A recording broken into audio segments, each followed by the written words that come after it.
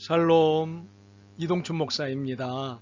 오늘도 여러분의 삶이 주님의 평안으로 가득하시길 기원하며 하나님의 말씀을 나누겠습니다. 오늘 주시는 말씀은 사도행전 9장 15절에서 43절 말씀입니다. 이 말씀 중에 28절에서 35절까지 읽겠습니다. 사울이 제자들과 함께 있어 예루살렘에 출입하며 또 주 예수의 이름으로 담대히 말하고 헬라파 유대인들과 함께 말하며 변론하니 그 사람들이 죽이려고 힘쓰거늘 형제들이 알고 가이사랴로 데리고 내려가서 다소로 보내니라. 그리하여 온 유대와 갈릴리와 사마리아 교회가 평안하여 든든히 서가고 주를 경외함과 성령의 위로로 진행하여 수가 더 많아지니라. 그때 베드로가 사방으로 두루 다니다가 루다에 사는 성도들에게도 내려갔더니 거기에 에니아라는 사람을 만나매 그는 중풍병으로 침상위에 누운 지 8해라. 베드로가 이르되 에니아야, 예수 그리스도께서 너를 낫게 하시니 일어나 내 자리를 청돈하라 한데 곧 일어나니 루다와 사론에 사는 사람들이 다 그를 보고 주께로 돌아오니라. 아멘. 사도행전 9장 15절에서 43절 말씀을 본문으로 사도행전 강의 18번째 시간 몰고 가시는 주님이라는 제목으로 말씀을 나누도록 하겠습니다. 물고기를 잡을 때 물고기가 쳐놓은 그물이나 어항으로 돌아가도록 다른 길을 막습니다. 이는 몰아가는 것으로 오로지 그곳으로만 가도록 하기 위해서입니다. 이래야 목적을 이룰 수 있습니다. 죽는 곳인 줄을 알고 그물로 돌아가는 물고기는 없기 때문입니다. 주님과 우리의 관계에서도 이런 일이 생깁니다. 주님은 자율적 분위기에 의해 자발적 헌신, 자발적 사역을 원하십니다. 그러나 주님의 뜻을 이해하지 못하거나 부담스러울 때면 우리는 교묘하게 도망을 갑니다. 마치 요나처럼 말입니다. 주님이 지시하신 방향이 아닌 반대 방향으로 가는 배를 타고는 배 밑창으로 숨어 들어갑니다. 아니면 모세처럼 변명이나 합리화를 시킵니다. 저는 적합한 인물이 아닙니다. 저는 아직 준비가 안 된 사람입니다. 라며 나름의 합리적 변명을 합니다. 그런데 결론은 어떻습니까? 요나가 원하는 대로, 모세가 바라는 대로 되던가요? 답은 오늘 본문에도 있습니다. 오늘 본문에는 세 사람이 등장합니다. 아나니아, 사울, 그리고 베드로입니다. 먼저 아나니아를 보지요. 아나니아는 다메섹에서 살고 있는 제자였습니다.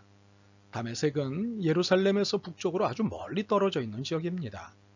예루살렘에서 시작된 박해를 피하기 위해 빌립 집사처럼 사마리아까지 간 성도들도 있었지만 그것도 안심이 안 돼 그 위쪽으로 간 성도들도 제법 됐습니다. 그중 한 곳이 다메섹 또는 다마스커스였습니다. 아나니아는 이곳 다메섹에 새롭게 형성된 기독교 공동체의 주요 핵심 멤버였습니다. 그는 예루살렘에서 일어난 일을 소상히 알고 있었습니다. 스데반의 죽음을 알고 있었고 그 일을 계기로 시작된 박해로 말미암아 성도들이 사방으로 흩어지게 되었다는 것도 알고 있었습니다. 더욱이 사울이 박해할 수 있는 전권을 위임받아 지금은 다메섹에 와 있다는 것도 알고 있었습니다. 특히 이 젊은이가 얼마나 악랄한지도 잘 알고 있었습니다.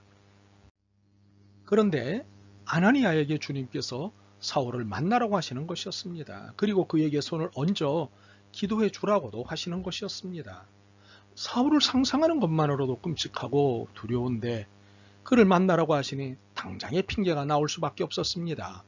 자신이 사울에 대해 알고 있는 모든 정보를 쏟아냈습니다. 그러면 그럴 수도 있겠구나 하고 주님께서 지시를 물리실 줄 알았습니다. 그런데 주님은 지시를 물리지 않으셨습니다. 오히려 지시를 내린 이유를 말씀하셨습니다.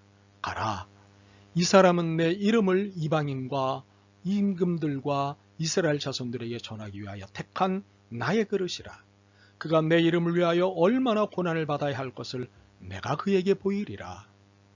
주님은 아나니아가 더 이상 변명할 수 없도록 몰고 가셨습니다. 끝내 사울의 머리에 손을 얹고 기도하게 하셨습니다. 그리고 그를 주님의 사람을 만드는 데 수고하게 하셨습니다. 이제 사울을 이야기해 보겠습니다.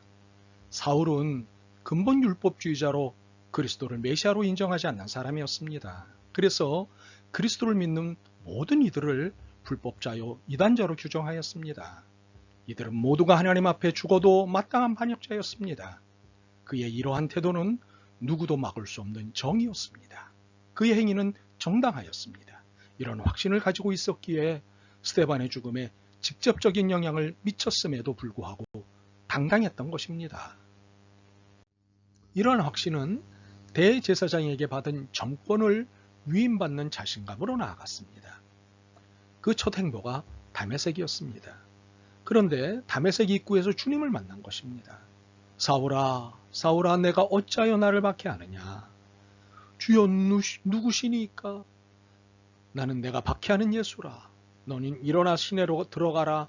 내가 행할 것을 내게 이를 자가 있느니라. 사울은 길거리에서 고꾸라진 상태에서 주님을 만났습니다. 그리고 주님의 명령을 들었습니다.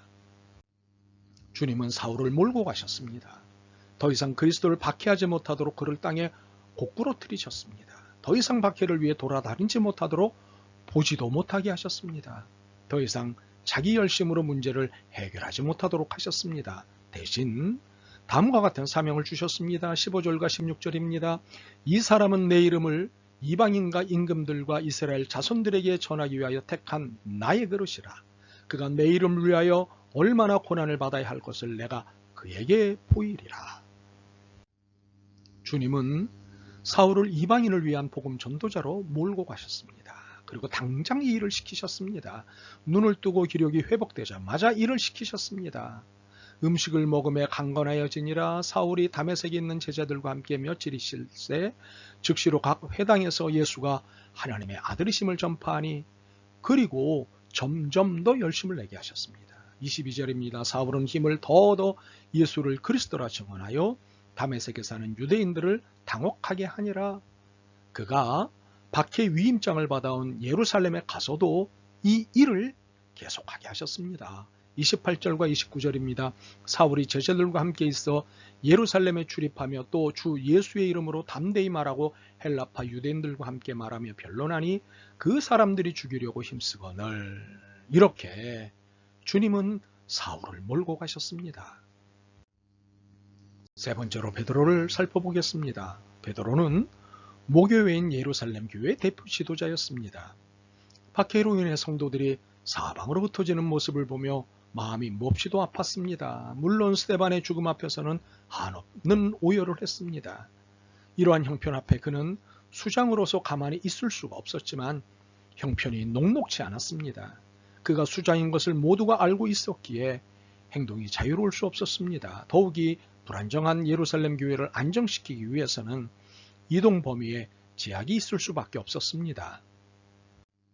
그러는 중에 사울의 회심으로 인해 박해의 분위기가 급속히 떨어졌고 오히려 사울에게 이목이 집중됨으로 교회에 대한 탄압이 주춤해졌습니다. 더욱이 사울의 변화는 대반전을 가져왔는데 31절에 그 일이 적혀 있습니다.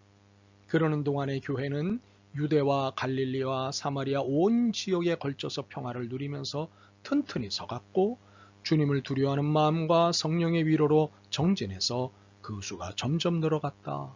세 번역으로 읽어드렸습니다. 이러한 상황이 되자 예루살렘 교회가 이전보다는 안정적이 됐고 이에 베드로는 채비를 하고는 사방이 흩어진 성도들을 신방하기 시작했습니다. 먼저 룻다로 사론으로 그리고 욥바를 중심으로 신방을 하였습니다. 그런데 신방 중에 중풍병자도 고치고 죽은 사람도 살려내는 일도 했습니다. 복음 전파의 목도 함께 감당한 것입니다. 35절을 먼저 보시면 룻다와 사론에 사는 사람들이 다 그를 보고 주께로 돌아오니라. 42절입니다. 온 욥바 사람이 알고 많은 사람이 주를 믿더라. 그러나 이 모든 것이 베드로가 한 것이 아니었습니다. 주님께서 베드로에게 맡기신 일이었습니다. 상황이 정리되고 형편이 조성된 것은 주님이 하신 일이지 사울과 베드로가 한 것이 아닙니다. 물론 사울과 베드로를 사용하셨지만 사용의 주체가 주님이십니다. 그러므로 주님은 베드로도 몰고 가셨습니다. 아나니아 또한 박해라는 상황, 사울이라는 형편에 집중했습니다. 그래서 두려웠습니다. 그러나 주님은 아나니아에게 주님께서 맡기신 일에 집중하라고 말씀하셨습니다. 아나니아가 주님의 말씀에 순종하여 사명에 집중하자 박해자 사울이 증거자 사울로 변화되는 대역사가 일어났습니다. 이렇듯 주님은 우리도 몰고 가십니다. 우리에게 일을 맡기셨기에 우리를 몰고 가십니다. 복음의 일을 맡기셨기에 상황과 형편을 만들어 놓으십니다. 우리에게 맡긴 일이 될 수 있도록 상황과 형편을 바꾸시거나 통제하십니다. 그러므로 우리는 상황과 형편을 볼 필요가 없습니다. 주님께서 맡기신 일에만 집중하면 됩니다. 참으로 주님께서 맡기신 일에 집중하는 것이 신앙입니다. 이 신앙을 꽉 붙잡으셨으면 좋겠습니다. 아멘. 제가 고집이 좀 센 것을 잘 아시는 주님, 주님께 철저히 순종할 수 있게 도와주옵소서. 주님의 몰고 가심이 진행되기 전에 깨달음을 따라 순종하게 하옵소서. 상황이 아닌 오직 주님만을 바라보게 하옵소서. 예수 그리스도의 이름으로 기도드립니다. 아멘. 오늘도 여러분의 믿음과 삶을 응원합니다. 사랑합니다.